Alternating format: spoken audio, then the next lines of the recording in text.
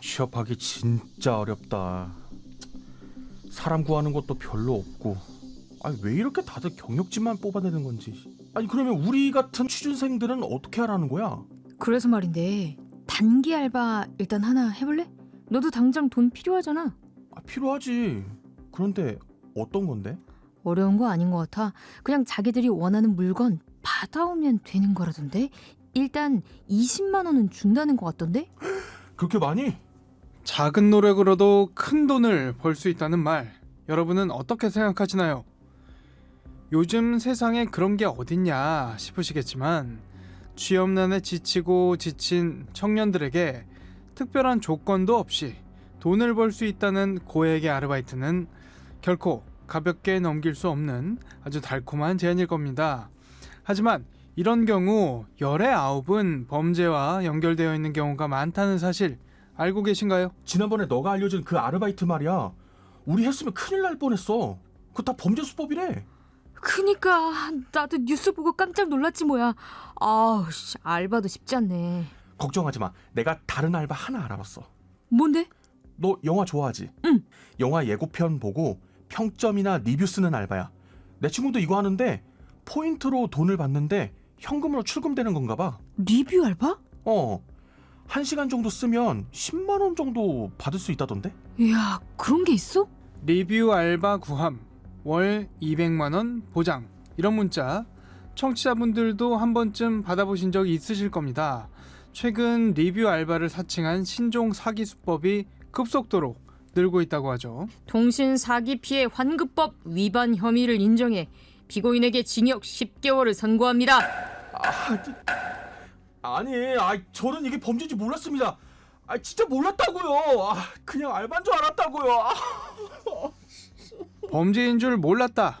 고수익 알바라는 함정에 빠져 자신도 모르게 범죄에 가담한 이들이 공통적으로 하는 이야기인데요.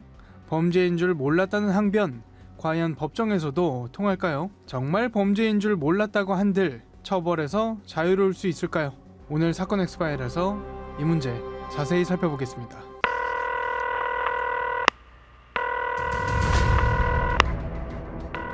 사건은 보이는 것보다 가까이 있다. 이원화 변호사의 사건 엑스파일.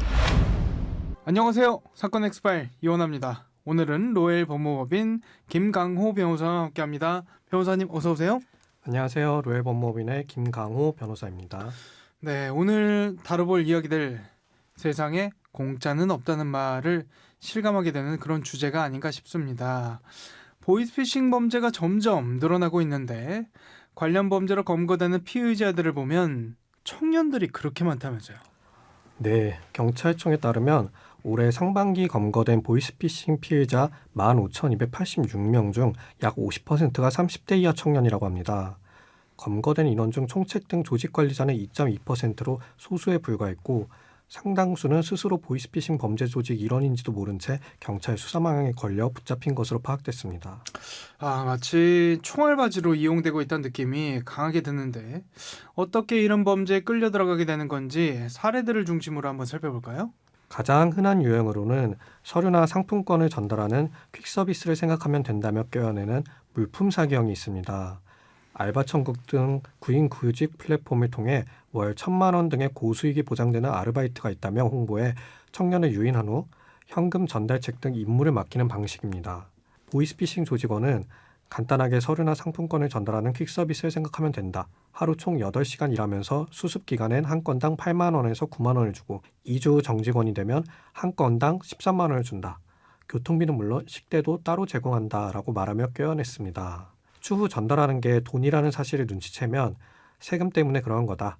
원래 그렇게 거래처 대금을 지급한다. 별일 아니다. 라고 하며 회유하는 시기였습니다. 그리고 또 많이들 아시는 유형으로 텔레마케터 인력이 필요하다며 해외 TM 구인글을 올리는 경우도 있는데 여기에도 많은 청년들이 이용되고 있습니다. 네, 진짜 황당한 게 보이스피싱 규모가 점점 커지다 보니까 필요한 인력들도 많아질 거잖아요.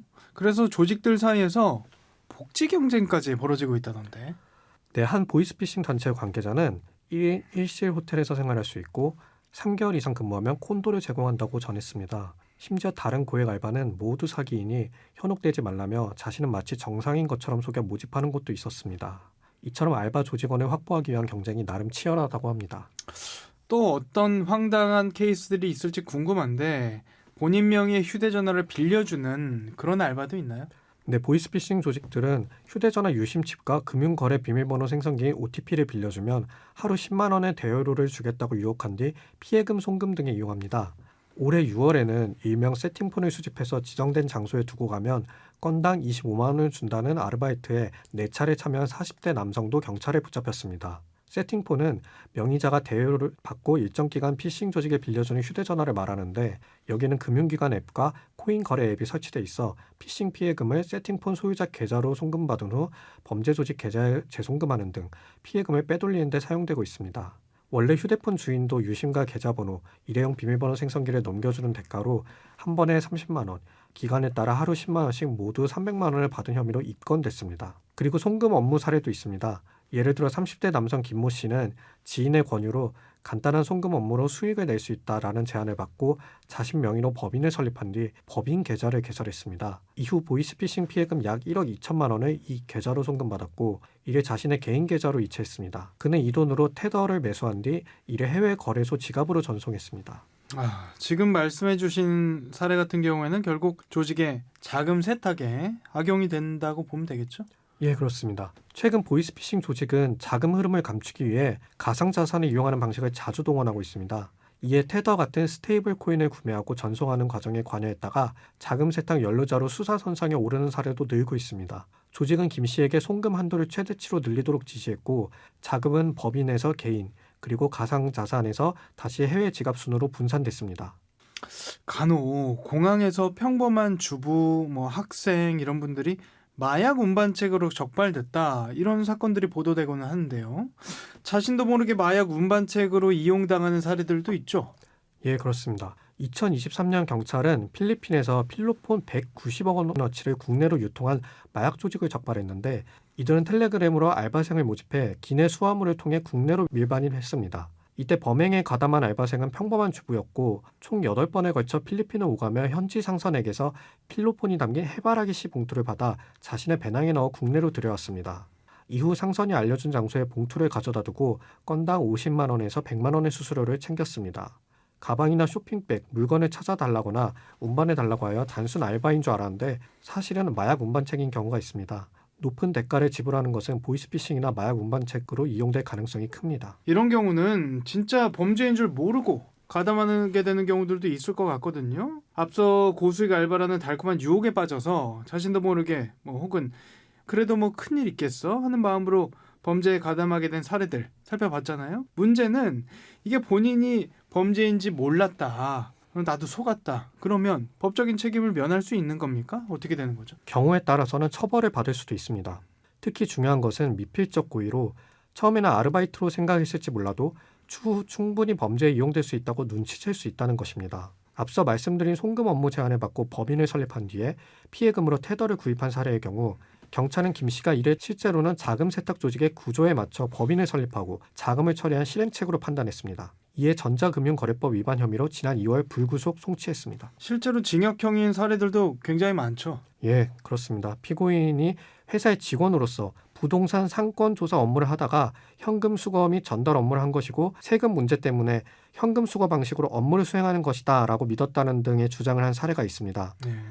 하지만 재판부는 피고인이 현금 수거 및 전달 업무를 수행하는 과정에서 팀장에게 왜 다들 그렇게 돈을 몰래 가져가셔요? 뭔가 범죄자 된 기분이라고 텔레그램 메시지를 보내는 등 자신이 하는 일의 범죄 관련성에 대해 의심을 하면서 그로 인한 두려움을 호소하였던 점, 그리고 그러한 상황에서 피고인은 회사의 사업장에 전화를 걸어 부서 담당자를 확인하거나 인터넷을 통해 자신이 하고 있는 현금 수거 및 전달 업무에 관하여 검색을 하는 등 범죄 관련성에 관한 의구심을 손쉽게 해소할 수 있는 여러 방법이 있었음에도 그와 같은 노력을 전혀 하지 않은 점 등을 근거로 전기통신금융사기 범행의 행위라는 사실을 미필적으로나마 인식하였음에도 이를 용인하면서 조직원들과 공모하였다고 판단하여 징역 1년을 선고하였습니다. 그런데 참 답답하다 싶은 게 이렇게 꼬리 자르기만 할 게 아니라 범죄 조직의 총책을 잡는 게 우선순위가 아닌가 싶거든요. 근데 이게 잘 안 되고 있는 거죠? 범죄 조직의 총책을 잡는 게 참 쉽지가 않습니다. 총책 등 사이버 범죄 조직의 수뇌부는 경찰 수사에 대비해 주로 해외에서 철저하게 몸을 숨기고 하수인에 불과한 심부름꾼을 알바생으로 동원하고 있고 텔레그램으로 구체적인 행동을 지시하여 적발이 어렵기 때문입니다. 하지만 한때 서울 이태원 아프리카인 집단 거주지에 거점을 둔 마약 조직은 클럽 등에서 사업가인 척 주부와 회사원, 대학생 등에게 접근해 친분을 쌓은 뒤 공짜 해외여행이나 유학비를 지원하겠다며 마약 운반책을 모집해 실제 이용하다가 적발되기도 했습니다. 이처럼 적발된 총책들은 관련 법령에 근거하여 실형 등이 선고될 수 있습니다. 그쵸. 이게 사실 총책들은 대부분 다 해외에 있기 때문에 잘 안 잡혀요. 근데 잡힌다고 하더라도 나중에 잡힙니다. 범행이 밝혀졌을 그 직후보다는 몇 년 뒤에 입국하는 과정에서 검거가 되고는 하죠.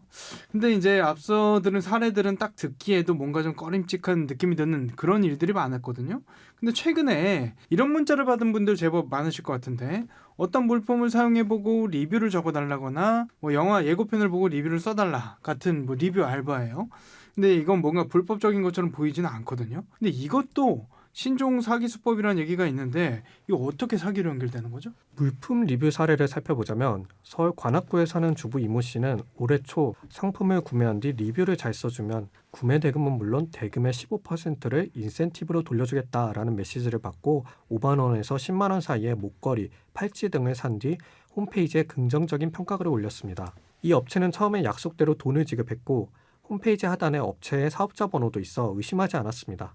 그러나 업체가 갑자기 자금 흐름에 문제가 생겼다. 추가로 상품을 구매하고 리뷰를 써주면 문제가 다 풀릴 테니 조금만 기다려라 라고 하였고 이 말을 믿은 이 씨는 지인들에게 1억 원을 빌려 총 1억 1천만 원을 결제했으나 단 한 푼도 건지지 못했습니다. 보이스피싱이었던 것입니다. 영화 예고편 리뷰 사례의 경우 1단계로 간편한 고수익 알바라는 메시지로 피해자에게 접근한 다음 영화 예고편을 보고 평점 작성 같은 활동이 실제 업무처럼 연출됩니다. 2단계에서는 영화 평점 미션이라는 이름으로 소액 결제를 유도한 후 수수료와 포인트를 환급해 신뢰를 쌓습니다. 이후 출근 미션으로 영화 예매권을 반복 구매하도록 유도하면서 모든 주문을 완료해야 환급된다는 규칙을 제시합니다. 3단계에서 피해자는 이미 적립된 포인트와 이전 환급 경험 때문에 심리적 확신을 갖습니다. 가해자는 정회원 전환 시 더 높은 수익 가능, 고수익 미션 우선 배정 등을 미끼로 고수익 환상을 부추기며 추가 입금을 유도하는데요. 4단계에서 가해자는 피해자가 감당하기 힘든 금액을 요구하고 피해자는 지금까지 투자한 금액을 회수하려는 심리 때문에 더 큰 금액을 투입하게 되고 결국 연락이 두절되면서 범행이 종료됩니다. 처음에는 포인트가 됐든 현금이 됐든 실제 돈을 주다 보니까 이거 진짠가 본데? 믿게 된다는 건데 피해 금액을 돌려받을 수는 있습니까? 현재 리뷰 알바 사기는 전기통신금융사기 피해 방지 및 피해금 환급에 관한 특별법의 적용 대상에서 제외되어 있습니다. 로맨스 스캠, 주식 리딩방 등과 마찬가지로 피해자가 자발적 송금을 했다는 외형만으로 법적 보호를 받지 못하는 경우가 많습니다.